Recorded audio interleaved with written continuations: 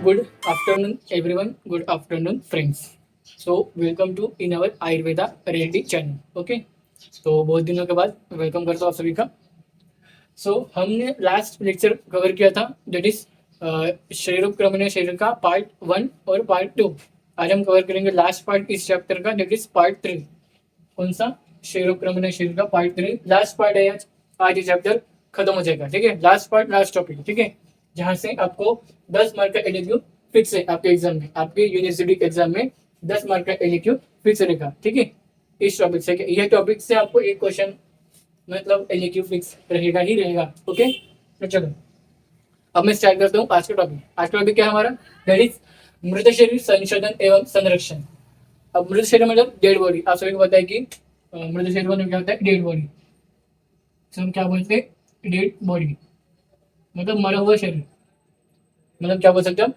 मरे हुए लोग या मरे हुआ शरीर. ओके, लावारिस लाश आप उसको बोल सकते हो एक प्रकार का. ठीक है, सर देखो, मृत शरीर संशोधन एवं संरक्षण आयुर्वेद के काल में कैसे किया जाता था वो हम पढ़ेंगे. ठीक है, तो चलो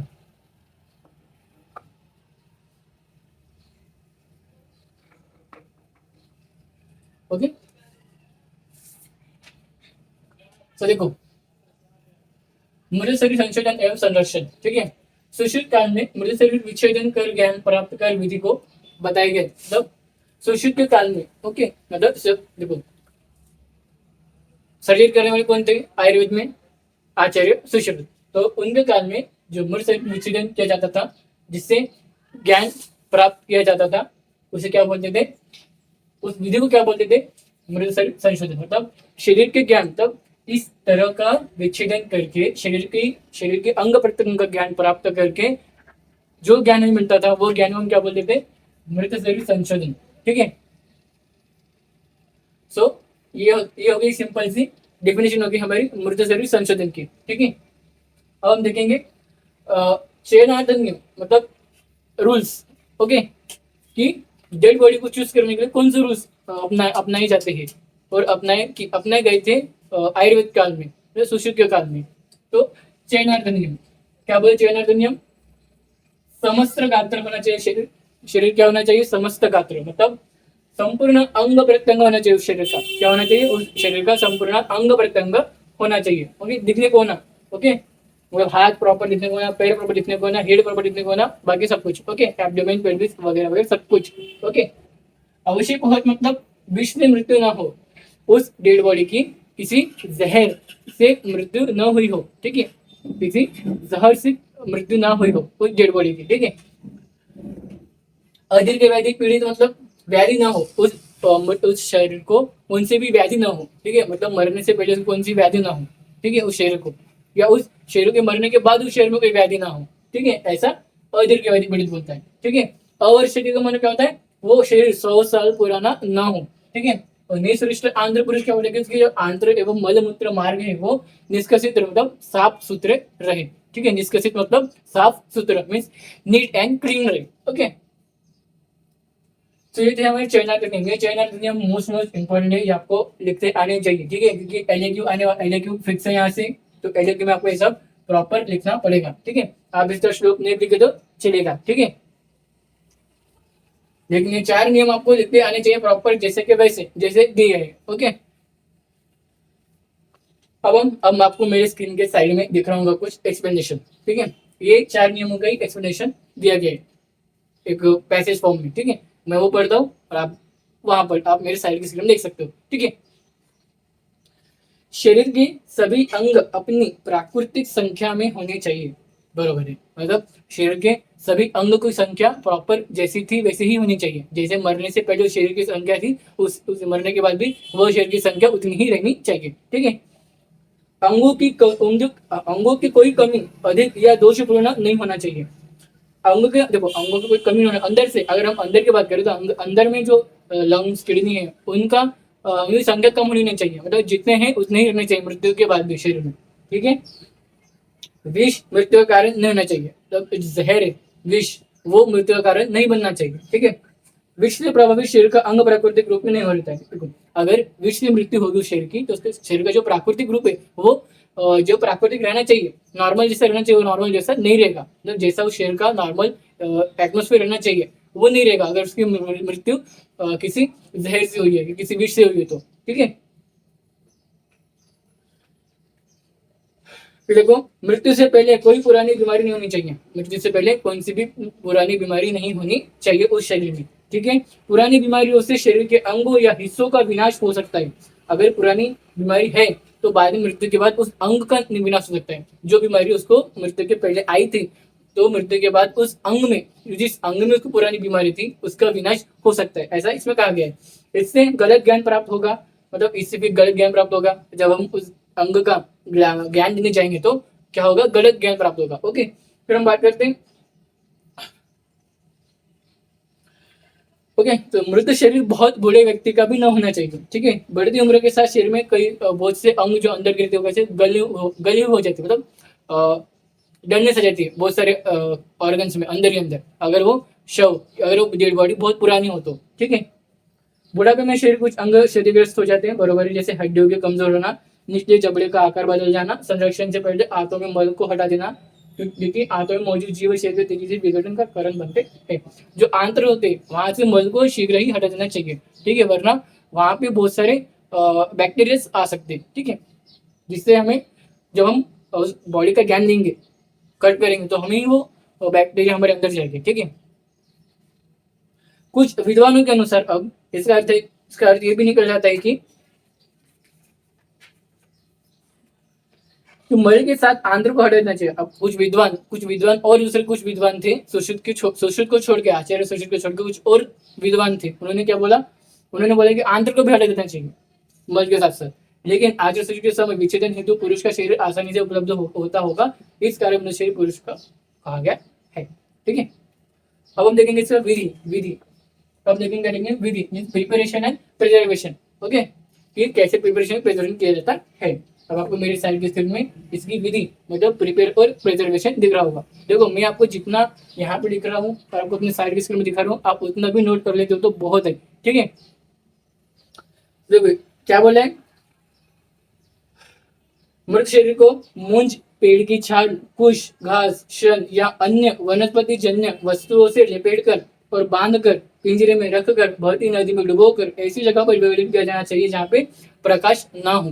ठीक है, क्योंकि प्रकाश के कारण उस डेड बॉडी में कलर चेंजेस आ सकते हैं आफ्टर द डेथ। ओके, फिर हम बात करते हैं, इसमें बताया गया आवंत माप गायम, मतलब मृत शरीर को बहते पानी के स्रोत में रखा जाना चाहिए ताकि त्वचा नॉर्मल मुलायम रहे, जैसे मृत्यु के पहले की त्वचा इसी रहे, इसलिए इसको थोड़ी बहते हुए पानी में रखना चाहिए।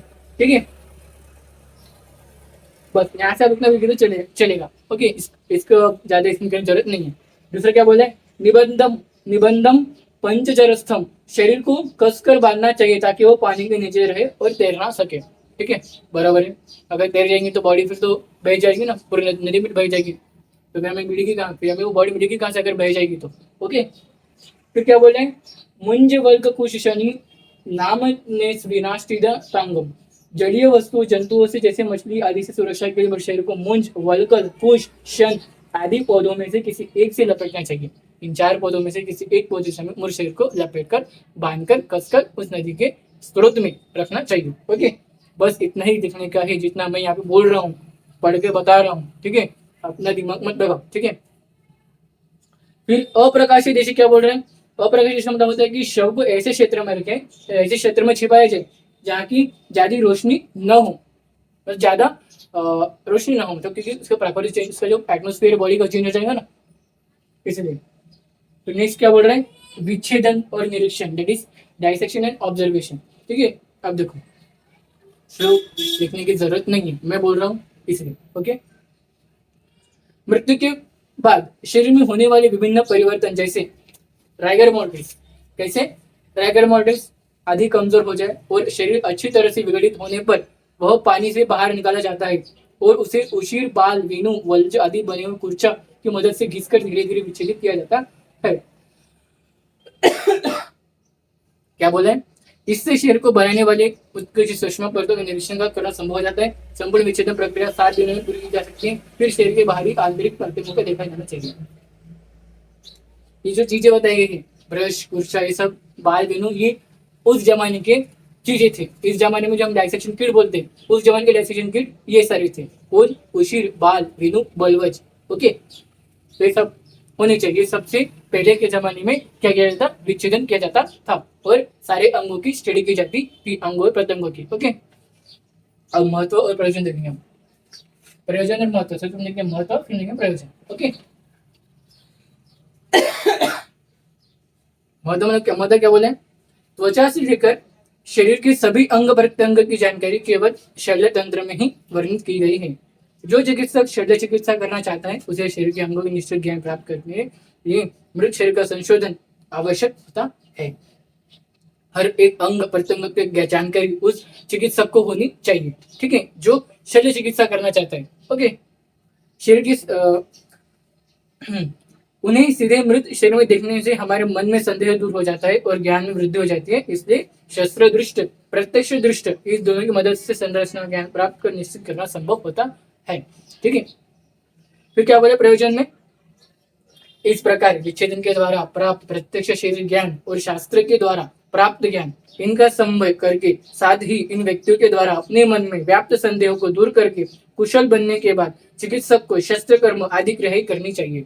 फिर बाद में ये सब वो सब ज्ञान प्राप्त करने के बाद, अंग प्रत्यंग ज्ञान प्राप्त करने के बाद, किसी ग्रंथ से वो पूरी शल्य चिकित्सा लेने के बाद अब वो प्रॉपरली उस किसी एक व्यक्ति के ऊपर अब वो अपनी शल्य चिकित्सा कर सकता है। ठीक है, शवविच्छेदनात्मक प्रत्यक्ष ज्ञान के कारण शरीर की विभिन्न रचना, अंग प्रत्यंग आदि की प्राकृतिक स्थिति, संरचना, परस्पर संबंधों के बारे में जानकारी प्राप्त होती है। ठीक है, तथा अंग प्रत्यंग की विकृति को समझने में मदद करता है। शल्य चिकित्सा पढ़ने के बाद, हर एक अलग अलग प्रकार के ग्रंथों से शल्य चिकित्सा की जानकारी लेने के बाद, अंग प्रत्यंग की जानकारी लेने के बाद, प्रैक्टिस करने के बाद, अब वो चिकित्सक शल्य चिकित्सा कर सकता है किसी एक व्यक्ति के ऊपर। ठीक है, अब वो उस व्यक्ति के ऊपर शल्य चिकित्सा करके उसे और भी अच्छे समझ में आ जाएगा जब वो शल्य चिकित्सा पूरी तरीके से प्रॉपरली करेगा उस व्यक्ति के ऊपर। ओके, तो इस तरह से प्रयोजन बताए गए। ठीक है, हमने आज क्या क्या देखा, मृत शरीर संशोधन एवं संरक्षण क्या होता है, फिर हमने देखे 5 चयनार्थ नियम जो कि मोस्ट आईएमपी है। ठीक है, ये आपको याद होने चाहिए क्योंकि एलएक्यू आ रहे थे, एलएक्यू में आपको ये लिखना पड़ेगा।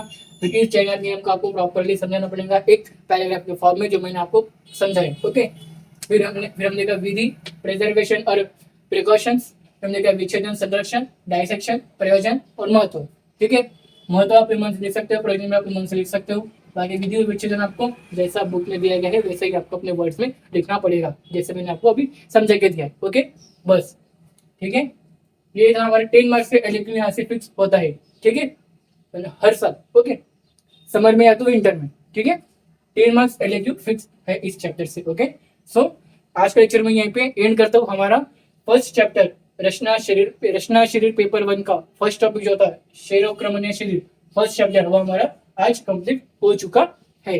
ठीक है, सो अब मैं लेक्चर को एंड करता हूँ। लेक्चर को एंड करने से पहले बताना चाहता हूँ 2-3 चीजें जो कि मैं अपने हर लेक्चर के एंड होने के पहले बताता हूँ।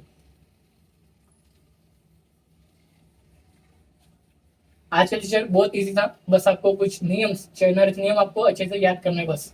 श्लोक नहीं भी तो चलेगा, जिनको श्लोक होते हैं वो श्लोक करो। देखो जिनको श्लोक होते हैं वो तो श्लोक करेंगे, और जिनको नहीं होते हैं ना, वो जिनको नहीं होते ना श्लोक, उनको मैं जितना बताता हूँ उतने भी किए ना, आप एग्जाम में आराम से पास हो जाओगे। ठीक है,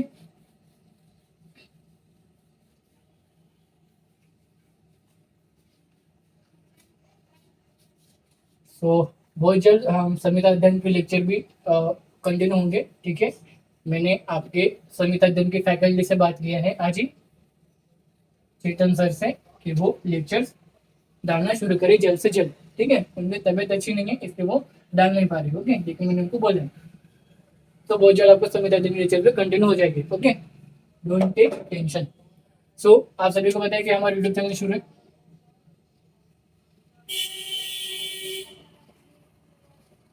आयुर्वेदा रेडी करके।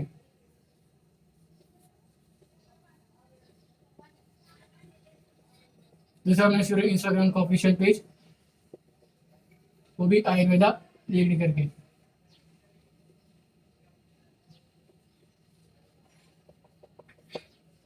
व्हाट्सएप का ऑफिशियल ग्रुप शुरू है हमारा, BMS first year notes.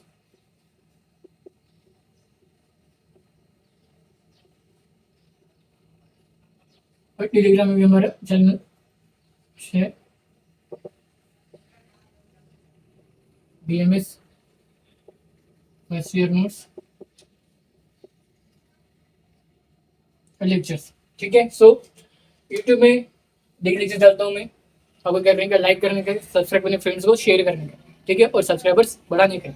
Okay, ठीक है। इंस्टा में लेक्चर के अपडेट्स आते हैं, व्हाट्सएप में और टेलीग्राम में daily video link of lectures और नोट्स आते हैं। ठीक है, इंस्टा, व्हाट्सएप, टेलीग्राम, इन तीनों की लिंक आपको इस वीडियो के डिस्क्रिप्शन बॉक्स में मिल जाएगी, जाके ज्वाइन कर लो। ठीक है, और अपने फ्रेंड्स को शेयर करो। ओके।